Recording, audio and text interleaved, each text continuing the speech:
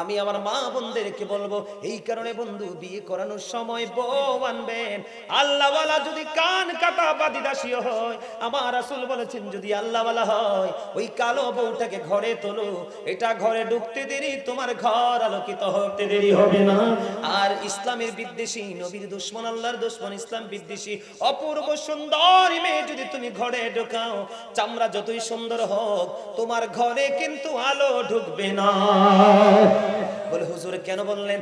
ওই যে মহিলাদেরকে এখনো শৃঙ্খল বিশৃঙ্খল ভাবে চলতে দেখি, রাসূল বলেছেন মাঠে পানি দিলে যেমনি ভাবে ফসল তৈরি হয়, মাঠে পানি দিলে যেমনি ফসল তৈরি হয়, নোংরা গান থেকে তেমনি মানুষের কলবে নোংরামি তৈরি হয়।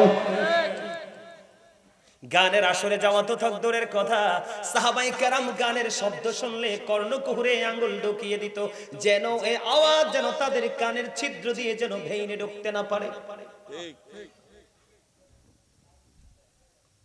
আমার রাসূল বলেছে গানের আসরে যায় পাপী মানুষ, কান দিয়ে মন দিয়ে গান শুনে যারা, তারা হলো ফাসিক মানুষ। আর কানটা শোনার পরে বলবে ও ভেরি ফ্যান্টাস্টিক, নাউজুবিল্লাহ বলেন না কেন? সে অনেক বেশি গান থেকে মজা পেয়েছে। রাসূল বলেছে উম্মত, উম্মত রে, তোমার মজা নেওয়ার আরো অনেক কিছুই আছে রে। ওই নোংরা জায়গায় শোনা এখান থেকে মজা নিও না। গানটা শোনার পরে যে বলবে ফ্যান্টাস্টিক, সে সঙ্গে সঙ্গে কুফরি করে ফেললো। আপনি বলেন রোজা রাখার পরে যেই ব্যক্তি গান বাদ্যযন্ত্র নিয়ে নিমজ্জিত থাকবে, সে কি কখনোই জান্নাত রোজাদার হতে পারে? তাহলে কি করতে হবে? গান বাদ্যযন্ত্রকেও কি করতে হবে? ডিলিট করে দিতে হবে। এটা কোনো প্র্যাকটিক্যালি কোনো পরিদর্শন নয়, মোবাইলের মাধ্যমে পর্যন্ত গান শোনা যাবে না। জোরে জোরে করুন আলহামদুলিল্লাহ, আলহামদুলিল্লাহ, আর জোরে আলহামদুলিল্লাহ। আমাদের বাংলাদেশের মানুষের বেশি স্বভাব হলো খারাপ স্বভাব দুইটা। একটা হলো মিথ্যা কথা বলা, কথা কন না কেন? আর জোরে কারখান, এই দিক তাকান। আল্লামা ইবনে হাজার আসকালানী হাসান ইবনে জাকওয়ান রাদিয়াল্লাহু তাআলা আনহু থেকে তিনি বর্ণনা করেছে, তিনি বলেছে পৃথিবীতে চলার পথে তোমরা ধনী লোকেদের সন্তানের সাথে মিশো না, কারণ ধনী লোকেদের সন্তানরা হলো নারীদের মতো সমাজের ফিতনা। আপনি দেখবেন গরিব এবং মধ্যবিত্ত তার জাত কলঙ্কের ভয় করবে, কিন্তু সব ধনী কিন্তু খারাপ না, আবার সবাইকে এক পাল্লা উঠায়েন না। আমার জীবনে অনেক ধনী লোকের সাথে দেখা হয়েছে যার মধ্যে 1% অহংকার আমি পাই নাই। আলহামদুলিল্লাহ বলবেন না? চট্টগ্রাম হাটহাজারিতে এক প্রোগ্রামে গেলাম, লোকটা একবারে স্লিম, এত ধনী। গেলাম, যাওয়ার পরে আমি ভাবছি উনি হয়তো মাহফিলটা করাচ্ছে। আইসা দেখি পাশের গ্রামে মাহফিল, যাই দেখি পাশের গ্রামে মাহফিল। অদ্ভুত তো, উনি বলতেছে হুজুর আমি আপনাকে এত ভালোবাসি গো, আমার ছেলেরা কেউ দেশে থাকে না গো হুজুর, আমার মন চায় আমি আপনাকে ভালোবেসে কাছে বসে বসে আলোচনা শুনবো। এই জন্য পাশের গ্রামে হাঁটি হাঁটি পা পা করে আমি চলে গেলাম, গিয়ে মাহফিল কমিটিকে বললাম তোমরা যে মাহফিল করাবে প্রধান অতিথি আমি দাওয়াত দিব, এবং ওই হাদিয়া ওনার সাথে যা খরচ হবে সব আমি করব। সত্যি সত্যি তা করলেন, এবং এখনো পর্যন্ত তিনি বন্ধু যোগাযোগের ব্যবস্থা রাখে। আপনি বলেন এই মানুষটার মধ্যে কোনো অহংকার আসেনি? আরো জোরে বলেন। যার সিনায় অহংকার থাকে সেই কাজটা করতে পারে না। এই জন্য বললাম, এই কারণে বললাম সমাজের মহিলা যেমন ফিতনা, ঠিক তেমনি ভাবে বন্ধু এই সমাজের ধনী লোকের ছেলে মেয়েরাও ফিতনা। কারণ ধনীরা কলঙ্কের ভয় রাখে না, জানে সে কোনো অন্যায় অকারেন্স করলে তার বাবা কোনো না কোনো ভাবে এটাকে ধামাচাপা দিয়ে কারো না কারো কাঁধে জোরপূর্বক তুলে দিতে পারবে। এটা আমার বক্তব্য নয়, আমাদের পূর্বসূরি আইম্মায়ে কেরামের বক্তব্য বন্ধু। কেন বললাম? আপনি রমজান মাসে জিনা ব্যভিচার হয় কি হয় না? আর জোরে বলেন না, হয় কি হয় না? আমি আপনাদেরকে বলবো আপনি রোজাকে কেমন করে রোজা হিসেবে দেখবেন, রোজা হিসেবে কেমন করে পালন করবেন বন্ধু। সর্বপ্রথম আপনার কাজ হলো রমজান মাসে যখনই আপনি বের হবেন চক্ষুটাকে নিম্নগামী করে হাঁটবেন, নিচু করে হাঁটবেন। হুজুর কেন গো? আমার রাসূল বলে দিয়েছেন যেই ব্যক্তি চক্ষুটাকে নিম্নগামী করে চলতে শিখবে, আমি নবী কথা দিলাম আমি তোমার জান্নাতের দায়িত্ব নিয়ে নিব। তার মানে তোমাকে জান্নাতে ঢোকানোর দায়িত্ব আমি নবীর, কারণ আমি নবী বলেছি তুমি চক্ষুটাকে নিম্নগামী করো। তুমি এই কথাগুলো শোনার পরে মানা শুরু করে দিয়েছো, কারণ রাসূলকে ভালোবাসা, রাসূলকে মহব্বত করা আপনার আমার জন্য ফরজ এবং ঈমান। এখন কে মুখে বলবো ভালোবাসি না, কর্ম দ্বারা? আরো জোরে বলেন না। বলে হুজুর কেন চক্ষুটাকে নিম্নগামী করতে হবে? আপনি যখন চক্ষুটাকে নিচু করে রাখবেন, কোন নোংরামি আপনার চোখে আস পড়বে না। যদি কোন নোংরামি যদি চোখে না পড়ে, আপনার মনের করে কোন নোংরামি ঢুকবে না। আর কোন নোংরামি যদি না ঢুকে, আপনার দ্বারা কোন নোংরামি, বন্ধু নফসের নোংরামি করা সম্ভব না। কথা কি বুঝতে পারছেন? আমার দিকে তাকান বন্ধু, বুঝতে পেরেছেন? মানুষকে কিন্তু হত্যা করা জায়েজ নয়, কিন্তু যারা জিনা করবে, ব্যভিচার করবে, তাদেরকে হত্যা করা বৈধ। এই যে জিনা করা, ব্যভিচার করা, সমকামিতা করা, এগুলো লূত আলাইহিস সালামের জামানায় ছিল বন্ধু। আমি আপনাদেরকে বলি, ওই জিনা ব্যভিচার যদি সমাজ থেকে আপনি দূর করতে চান, আপনার ছেলে যখন প্রাপ্তবয়স্ক হবে বিয়ে দিয়ে দিবেন। মেয়ে যখন প্রাপ্তবয়স্ক হবে, ধার্মিক দেখে ছেলে অথবা মেয়ে দেখে বন্ধু বিয়ে দিয়ে দিবেন। তখনই সমাজ থেকে বন্ধু জিনা ব্যভিচার উঠে যাবে। রমজান মাসে পর্যন্ত আপনার এই নোংরামি করার চিন্তা ভাবনা আপনার মধ্যে থাকবে না বন্ধু। আমি আপনাদেরকে বলে দেই, আবু সাঈদ খুদরি রাদিয়াল্লাহু তাআলা আনহু থেকে হাদিস কানা বর্ণিত, আমার রাসূল বলে দিয়েছে, একজন পুরুষ আর একজন পুরুষের লজ্জাস্থানের দিকে তাকাবে না, একজন নারী আর একজন নারীর লজ্জাস্থানের দিকে তাকাবে না। ইয়া রাসূলুল্লাহ, ইয়া হাবিবাল্লাহ, নবী গো, আমার প্রাণী নবী বন্ধু আরো বলে দিয়েছে, আমার দিকে তাকান, আমার রাসূল আরো বলে দিয়েছেন বন্ধু, একটা প্রাপ্তবয়স্ক যুবক, দুইটা প্রাপ্তবয়স্ক যুবক একই কাঁথার নিচে ঘুমিও না। একটা যুবতী নারী আর একটা নারী, দুইজন একই কাঁথার নিচে ঘুমাইও না। জোরে জোরে কন্যা সুবহানাল্লাহ। কি একজন আরেকজনের দিকে, লজ্জাস্থানের দিকে তাকানো যাবে না। ছেলে ছেলের দিকে, মেয়ে মেয়ের দিকে, একটা ছেলে একটা মেয়ে, দুজন একই কাঁথার নিচে ঘুমানো যাবে না। রাসূল নিষেধ করে দিয়েছেন বন্ধু। হযরত সুফিয়ান সাউরী রাদিয়াল্লাহু তাআলা আনহু তিনি বলে দিয়েছেন, খেয়াল করেন, গত পরশুদিন খবরে দেখলাম একদিনে 65টার উপরে ধর্ষণ হয়েছে। জোরে জোরে বলেন না নাউজুবিল্লাহ। একটা ধর্ষণ হয়েছে চতুর্থ শ্রেণীর ছাত্রী। কথা নাউজুবিল্লাহ বলবেন না কেন? এটা কি আপনার আমার সন্তান কিনা, মা বোন কিনা? আরো জোরে বলেন না। এটি আমাদের এই দোষগুলো কেন জানেন? আজকে সমাজের মধ্যে বিষয়গুলো নিয়ে বন্ধু আলোচনা হয় না। আমি আপনাদেরকে বলি, শুধু মেয়েদেরকে চোখে চোখে রাখতে হবে এমনটি নয়। হযরত সুফিয়ান সাউরী রাদিয়াল্লাহু তাআলা আনহু তিনি গোসলখানায় ঢুকলেন গোসলখানার জন্য। যখন গোসল করার জন্য দরজাটা একটু ফাঁক দেখে বন্ধু একটা ছোট্ট কিশোর বালক একটা ঢুকে গেল সুফিয়ান সাউরীর গোসলখানায়। এবার তিনি গোসলখানা থেকে উচ্চ আওয়াজে ডাকতেছেন, কে আছো, কে আছো? আমার এই গোসলখানায় একটা পুটপুটি কিউট, অত্যন্ত কিউট একটা বাচ্চা, একটা বালক, একটা কিশোর আমার গোসলখানা মধ্যে ঢুকেছে।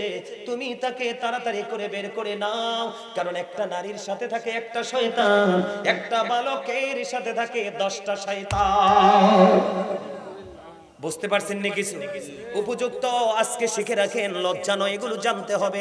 আপনারা জানেন না বলে আজকে সমাজের মধ্যে আপনার ছেলে মেয়ে কোথায় কি অকারেন্স করছে আপনি সেটার খবর রাখেন না। আমি আপনাদেরকে বলি, আপনি যারা বাবা হয়েছেন, মা হয়েছেন, তাদেরকে নবীজি শিক্ষা দিয়েছে।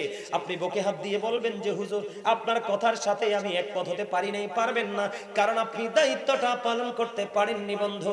আল্লাহ রাসূল বলেছেন, আদিবু আওলাদাকুম আলা তালাতি খিসালিন হুব্বি নাবিকুম ওয়া হুব্বি আহলি বাইতিহি ওয়া আলা কিরাতিল কুরআন। রাসূল বলেছেন, তোমরা তোমাদের সন্তানদেরকে 3টি বিষয়ে শিক্ষা দাও। একটি হলো হুব্বি নাবিকুম, teach the love of the prophet, নবীর প্রেম শেখাও। এরপরে বলেছেন ওয়া হুব্বি আহলি বাইতিহি, টিচ ফ্যামিলি লাভ, নবীর পরিবারের ভালোবাসা শেখাও। এরপরে বলেছেন ওয়া আলা কিরাতিল কুরআন, learn to recite the holy Quran, কুরআন তেলাওয়াত শেখাও। আপনারা বলেন কয়টা বাবা সন্তানকে নবীর প্রেম শিখাইছেন? যদি সন্তানকে প্রেম শিখিয়ে দিতেন, নবীর প্রেমের মধ্যে দাদা ভাই, নবীর প্রেমের মধ্যে সত্যকে সত্য বলা, মিথ্যাকে মিথ্যা বলা, হালালকে হালাল বলা, হারামকে হারাম বলা, এই দুটোই তার মধ্যে সমানভাবে কাজ করত। কারণ আমি না নবীকে ভালোবাসি, আমার নবী বলেছে এটা করো না, আমি করব না, রাসূল বলেছে এটা করো, আমি করব, এটাকেই প্রেম বোঝায়। কথা কি বুঝতে পেরেছেন? ও বন্ধু, আমার রাসূল বলেছে যেই ব্যক্তি দুই সোয়ালের মধ্যখান এবং দুই রানের মধ্যখানের দায়িত্ব নিতে পারবা, আমি নবী তোমাদেরকে সুইট মেসেজটুকু জানিয়ে দিলাম, আমি নবী তোমাদের জান্নাতের দায়িত্ব নিয়ে নিব। কথা কি বুঝতে পেরেছেন? দুই ঠোঁটের মধ্যখান মানে হলো জবান, আর দুই রানের মধ্যখান হলো লজ্জাস্থান। আমার দুই পাশে আমি দুজন অনারেবল পারসনকে দেখতে পাচ্ছি। আপনাদের কি ভালো লাগে তো আলোচনা শুনতে, নাকি চলে যাবেন? বসবেন? আলহামদুলিল্লাহ বলেন। আরো জোরে আলহামদুলিল্লাহ। এত আস্তে কেন? আমার ওয়াজটা ভালো লাগে না? তবে জের কার কাছে কেমন লাগে আমি জানি না, আমার এই দাদা কিন্তু আমার সেই পছন্দ করছে। Beautiful smiling my dear grandfather. আলহামদুলিল্লাহ বলেন না কেন? আমার দাদা পাই নাই। মুরব্বি যদি চামড়া বটা মুরব্বি দেখি দাড়ি পাকনা, আমার দাদা ডাকতে ইচ্ছে করে। আমার জীবনে যত মুরব্বি দেখছি হয় নানা ডাকছি, না হয় দাদা ডাকছি। আমার জীবনে নানাকেও দেখি নাই, দাদাকেও দেখি না। আমার জন্মের আগেই দুজন হারিয়ে গেছে। এই জন্য আমি দেখছি আমার দাদা ভাইয়ের পলকহীন দৃষ্টি আমার দিকে, মনে হয় যেন তিনি আরো কিছু চায়, যত কিছু পায় আরো কিছু চায়। এটাই হলো প্রেমের নমুনা। আলহামদুলিল্লাহ বলেন না কেন? আরো জোরে। বন্ধু, তুমি তোমার দুই রানের মধ্যখানের দায়িত্ব নিয়ে নাও, আর দুই সোয়ালের মধ্যখানের দায়িত্ব নিয়ে নাও, আর তোমার ঘরে ধার্মিক বউ তুমি ঘরে তুলে নাও, তোমার মেয়ের জন্য ধার্মিক ছেলেকে তুমি জামাই করে ঘরে বানিয়ে নাও, তাহলে সমাজ এবং বাংলাদেশ জিনা মুক্ত, ব্যভিচার মুক্ত হয়ে যাবে। কারণ আমাকে শিক্ষিত একটা মা দাও, আমি তোমাদেরকে শিক্ষিত জাতি দিব। কথা কি বুঝতে পেরেছেন? আরো জোরে বলেন। আমার কথা বুঝতে পারছেন? এই জিনা ব্যভিচার থেকে যদি বেঁচে থাকতে পারেন এবং নোংরা জিনিস দেখা থেকে যদি নিজেকে হেফাজতে রাখতে পারেন, তাহলে হবেন আপনি রোজাদার। কি? কারণ জিনাল আইনুন নাজরু, চোখের জিনা হলো দেখা, চোখের পাপ হলো দেখা। নোংরা জিনিস থেকে যদি আপনার চক্ষুকে দূরে রাখতে পারেন, তাহলে আপনার পুরো অঙ্গ কি থাকবে? নিরাপদে থাকবে, সেফটিতে থাকবে। ঠিক কিনা বলেন? আপনারা ভুলে গেলে চলবে না। ফসল যখন হয় সেই ফসলের ওসর আদায় করতে হয়। সম্পদ যখন থাকে, সোনা গয়না ব্যাংক ব্যালেন্স থাকে, সেটার জাকাত দিতে হয়। আল্লাহ যে আপনার এত সুন্দর বডি বানালো, সেটার জাকাত দিতে হবে না? সেটার জাকাত হলো রোজা। আরো জোরে বলেন না সুবহানাল্লাহ। আরো জোরে। রমজান নিয়ে আমি অনেকগুলো গজল লিখছি, এর মধ্যে একটা গজল মনে পড়ছে, একটু কি শোনাবো? শুনবো একটু ছোট্ট করে? রমজানেরই চাঁদ উঠেছে ওই আকাশে দেখো, সকল কিছু ভুলে গিয়ে রোজা গুলি রেখো। আমি বলছি বারে বারে তুমি আসবে না তো আর, আমি বলছি বারে বারে তুমি আসবে না তো আর, একদিন তো যেতে হবে তুমি মনে রেখো, সকল কিছু ভুলে গিয়ে রোজা গুলি রেখো। মারহাবা বলেন না? রোজা রাখা মানে কি? সারাদিন উপবাস থাকা। কথা বলেন না কেন? রোজা রাখা সারাদিন উপবাস থাকার নাম নয়। উপবাস থাকার পাশাপাশি সকল নোংরামিকে বাদ দিতে হবে, তাহলে আপনি হবেন জান্নাতি। জোরে জোরে বলেন না। কথা কি বুঝতে পারছেন? আপনি পানাহার ত্যাগ করার সাথে সাথে সকল নোংরামি ত্যাগ করতে হবে। সর্বপ্রথম চোখের দৃষ্টিকে নিম্নগামী করতে হবে, তখনই আপনি সকল নোংরামি থেকে বাঁচতে পারবেন। এবার আসেন বন্ধু, সেকেন্ড টপিক আমার। এই কথা বলা যাবে না। এই তোমরা যারা বেজ্জুল হচ্ছ, ওরা বাচ্চাদেরকে কন্ট্রোল করো। আওয়াজ দিয়ে না, আওয়াজ দিয়ে না, চুপচাপ আমার দিকে তাকান। আপনাদের এলাকায় মানুষ গান বাদ্য করে কি করে না? করে কি করে না? আপনি বলেন, রোজা রাখার পরে যদি কেউ গান বাদ্যযন্ত্র করে, তাহলে সে কি কখনো রোজাদার হতে পারে? আরো জোরে বলেন।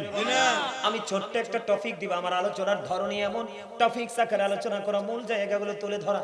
কারণ আমার আগামী একদিন পরে, আগামী কালকে আমরা সাহারি খাবো, তারাবি পড়বো, মাহে রমজানকে আমরা বরণ করে নিব। ঠিক কিনা বলে? কারণ আমার আল্লাহ ওই বছরের শুরু থেকে শেষ পর্যন্ত জান্নাত শুধু সাজায় রে, জান্নাত শুধু সাজায় ওই শুধু পরিপূর্ণ রোজাদারদের জন্য। জোরে জোরে সুবহানাল্লাহ। বন্ধুরে আমার দিকে তাকান। রাসূল বললেন এক শ্রেণীর মানুষ পৃথিবীতে চেহারাটা বিকৃত হয়ে যাবে, মাটির মধ্যে তাকে গ্রথিতকরণ করা হবে। ইয়া রাসূলুল্লাহ, ইয়া হাবিবাল্লাহ, নবী গো, ও প্রাণের নবী, তারা কি তাওহীদ মানবে না? তারা কি রিসালাত মানবে না? রাসূল বললেন তারা তাওহীদ মানবে। রাসূল বললেন তারা রিসালাত মানবে। ইয়া রাসূলুল্লাহ, শুধু কি তাই নয়, আমার রাসূল আরো বলেছেন ওয়া ইয়াসুমুন ওয়া ইয়াহুজ্জুন ওয়া ইউসাল্লুন। রাসূল বলছেন তারা আল্লাহ মানবে, তারা রাসূল মানবে, তারা নামাজ পড়বে, তারা রোজা রাখবে, তারা হজ করবে। ইয়া রাসূলুল্লাহ, নবী গো, তারপরেও কি তাদের এই সাজাটা বহাল থাকবে গো নবী? আমার নবী বললেন হ্যাঁ হ্যাঁ, তারপরেও তাদের এই সাজাটা বহাল থাকবে। কেন গো নবী? জানতে বড় মনে চাই গো প্রাণের নবী।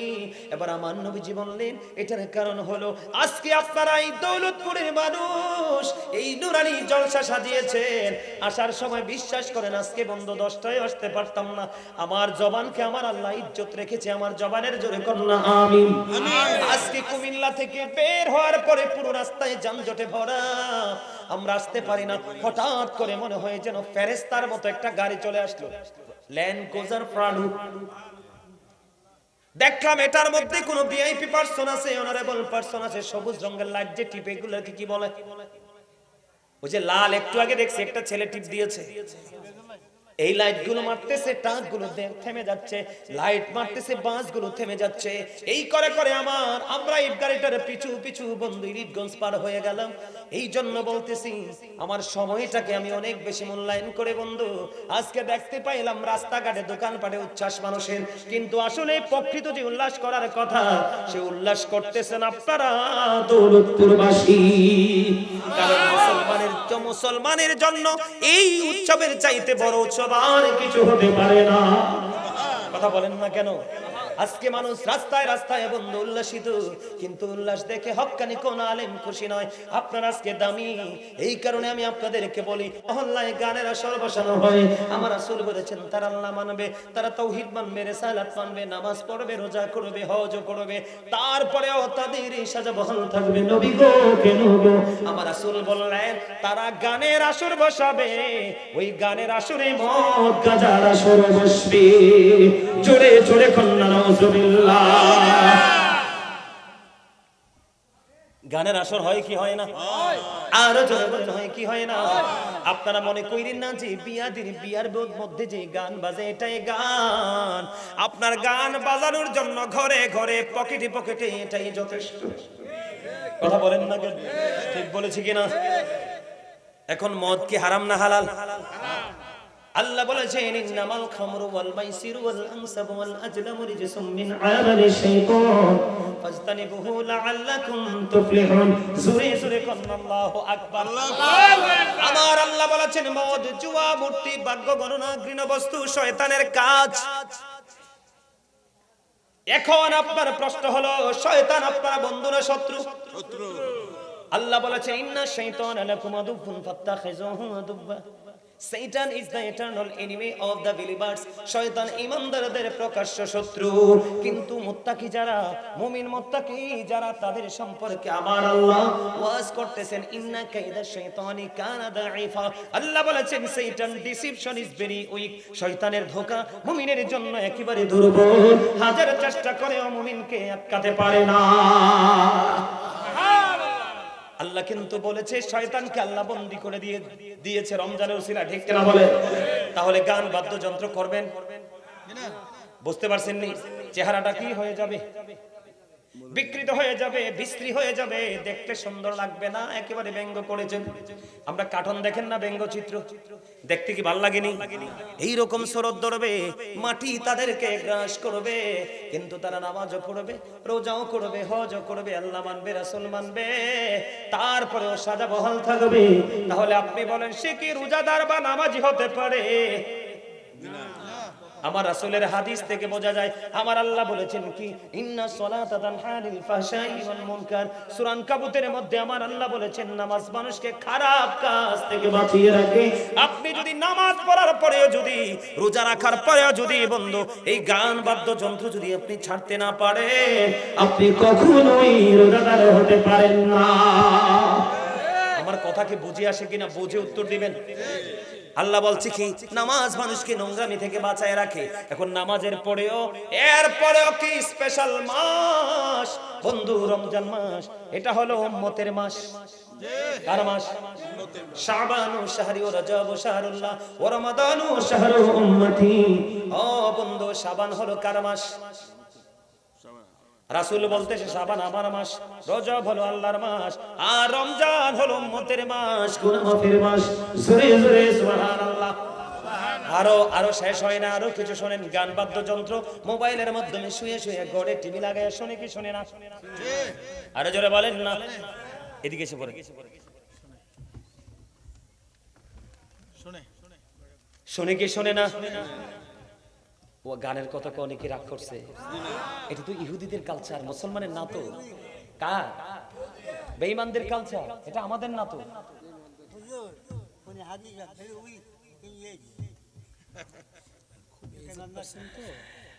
আমি বুঝতে পারছি ওনার বয়স বেশি তো একটু দুর্বল। দাদাভাই যে এতক্ষণ বসেছিলেন এটাই অনেক কিছু। আলহামদুলিল্লাহ বলেন।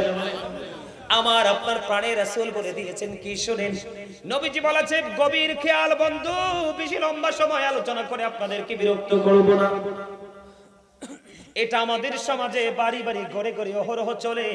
আমি আমার মা বোনদেরকে বলবো বাচ্চাদেরকে লোকমা দিয়ে দিয়ে খাবার খাওয়ায়। আজকে জানেন আমার বাসার লিফট দিয়ে যখন আমি নামতেছিলাম, পঞ্চম তলা থেকে যখন আমি নামতেছিলাম, লিফটে আমি যখন নামতেছি তখন একজন মা তার বাচ্চাটাকে নিয়ে বের হলো।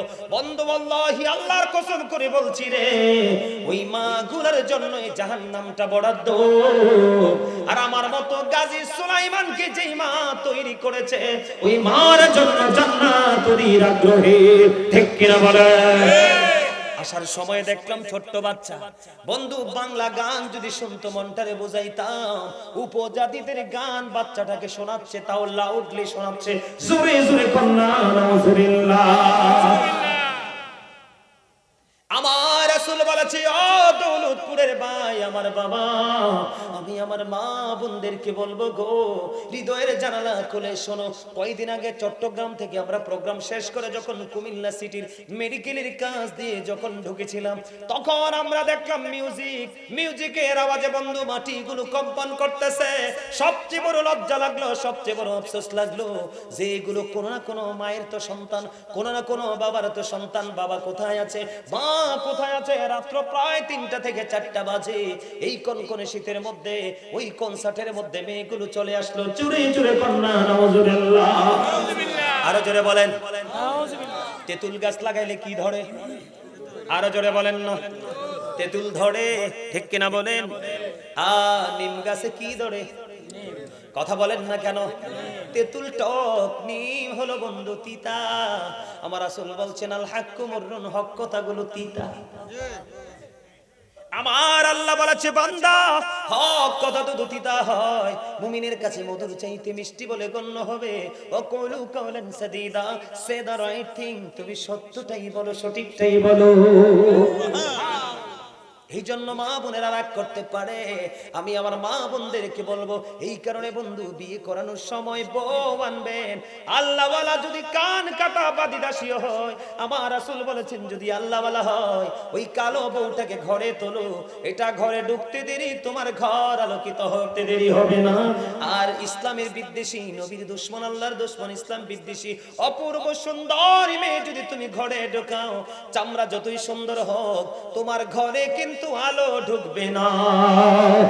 বলে হুজুর কেন বললেন? ওই যে মহিলাদেরকে এখন উশৃঙ্খল বিশৃঙ্খল ভাবে চলতে দেখি, রাসূল বলেছেন মাঠে পানি দিলে যেমনি ভাবে ফসল তৈরি হয়, মাঠে পানি দিলে যেমনি ফসল তৈরি হয়, নোংরা গান থেকে তেমনি মানুষের কলবে নোংরামি তৈরি হয়। গানের আসরে যাওয়া তো তকদীরের কথা, সাহাবায়ে কেরাম গানের শব্দ শুনলে কর্ণকুহরে আঙ্গুল ঢুকিয়ে দিত, যেন এই আওয়াজ যেন তাদের কানের ছিদ্র দিয়ে যেন ভেঙে ঢুকতে না পারে। আমার রাসূল বলেছে, গানের আসরে যায় পাপী মানুষ, কান দিয়ে মন দিয়ে গান শুনে যারা, তারা হলো ফাসিক মানুষ। আর গানটা শোনার পরে বলবে ও ভেরি ফ্যান্টাস্টিক, নাউজুবিল্লাহ বলেন না কেন? সে অনেক বেশি গান থেকে মজা পেয়েছে। রাসূল বলেছে, উম্মত রে, তোমার মজা নেওয়ার আরো অনেক কিছুই আছে রে, ওই নোংরা জায়গায় শোনা, এখান থেকে মজা নিও না। গানটা শোনার পরে যে বলবে ফ্যান্টাস্টিক, সে সঙ্গে সঙ্গে কুফরি করে ফেললো। আপনি বলেন, রোজা রাখার পরে যেই ব্যক্তি গান বাদ্যযন্ত্র নিয়ে নিমজ্জিত থাকবে, সে কি কখনোই জান্নাত রোজাদার হতে পারে? তাহলে কি করতে হবে? গান বাদ্যযন্ত্রকেও কি করতে হবে? ডিলিট করে দিতে হবে। এটা কোনো প্র্যাকটিক্যালি কোনো পরিদর্শন নয়, মোবাইলের মাধ্যমে পর্যন্ত গান শোনা যাবে না। জোরে জোরে বলুন আলহামদুলিল্লাহ, আলহামদুলিল্লাহ, আরো জোরে আলহামদুলিল্লাহ। আমাদের বাংলাদেশের মানুষের বেশি স্বভাব হলো খারাপ স্বভাব দুইটা। একটা হলো মিথ্যা কথা বলা, কথা কন না কেন? আরো জোরে